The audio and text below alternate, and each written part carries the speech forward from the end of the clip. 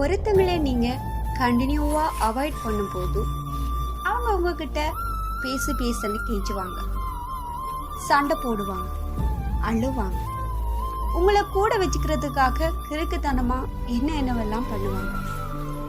கொஞ்ச நாள் போக அவங்களாவே சைலண்ட் ஆயிடுவாங்க. உங்ககிட்ட எதையுமே கொஷன் பண்ணாம, முன்ன மாதிரி சண்டை போடாம, பேசுனா பேசிட்டு பேசலன்னா ஏன்னு கூட கேட்காம இருக்க பழகிடுவாங்க.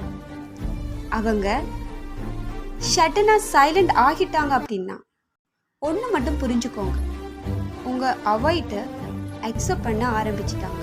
அவங்க மனசு மூடலும் நீங்க இல்லைன்றத ஏத்துக்க பழகுனதுக்கு பிறகுதான் எவ்வளவுக்கு எவ்வளவு உங்களை தேடி வந்தாங்களோ அவ்வளவுக்கு அவ்வளவு அவங்களே உங்களை விட்டு டிஸ்டன்ஸ் ஆகிடுவாங்க. ஸோ எப்பவும் தொலைச்ச அப்புறம் தேடாதீங்க, இருக்கக்குள்ள தொலைச்சிடாம பார்த்துக்கோங்க. ஏன்னா சில விஷயங்கள் எல்லாம் தொலைச்சது தான், திரும்பலாம் கிடைக்காது. அப்புறமா லைஃப்ல மீட் பண்ற ஒவ்வொரு நபர்கிட்டையும் அந்த ஒரு நபரை தான் நீங்க தேடுவீங்க. ஸோ மிஸ் பண்ணாம பார்த்துக்கோங்க.